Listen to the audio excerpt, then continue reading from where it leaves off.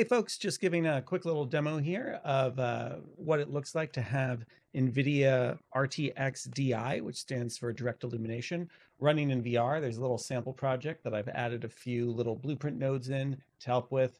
There's some denoising. The sampled lighting you see here is the ability to have tons and tons of real-time lights casting shadows, doing ray tracing, all sorts of fun stuff. And I'm just trying to look at this for a second to remember what my different commands are, but you'll have the tab key to be able to pause and resume a animation that kind of moves you through the scene. I'm not setting up a proper VR pawn or anything here, so otherwise you're stuck looking around physically or using your WASD keys. The N key turns denoising on and off. The R key goes through RIS being enabled and disabled, kind of a subtle effect, but still kind of cool to see the differences. D for turning RTXDI on and off. The plus key and the minus key are going to turn on and off, or rather make active up to 256 real-time movable casting colored lights in the scene. I actually have all of them already set up because I do see I get a crash if I actually try to add the lights in real time. I'm sure that would not be too hard to fix if I really dug into it.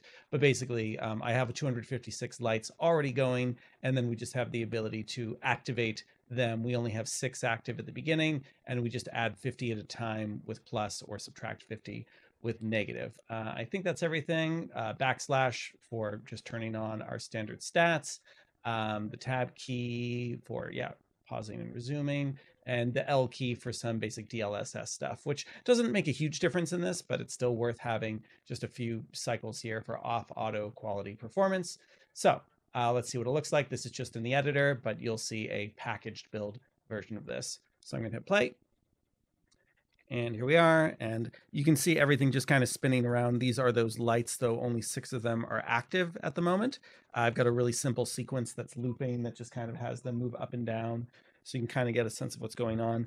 And I'm on an RTX 4090, so I'm going to very quickly just crank up, pressing the plus key on my keyboard to 256.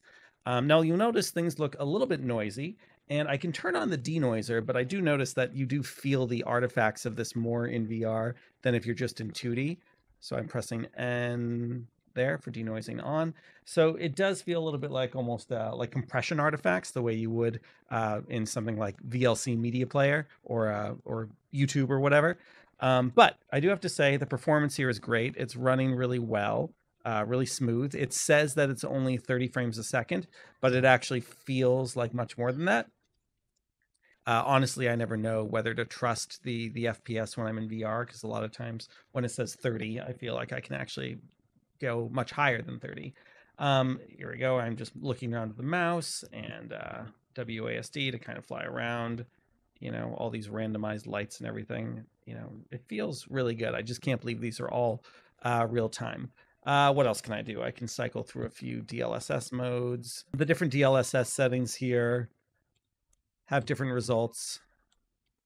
You can mess around with those and see if you feel like any of them are better than others, but you'll notice the frame rate isn't affected much. It's more of a visual kind of look. I do find if I turn denoising back off, that's when DLSS seems to make more of a difference.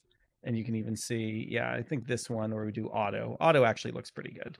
And I'm kind of split on whether I like the denoising effect or if I actually prefer something that feels a little bit grainier.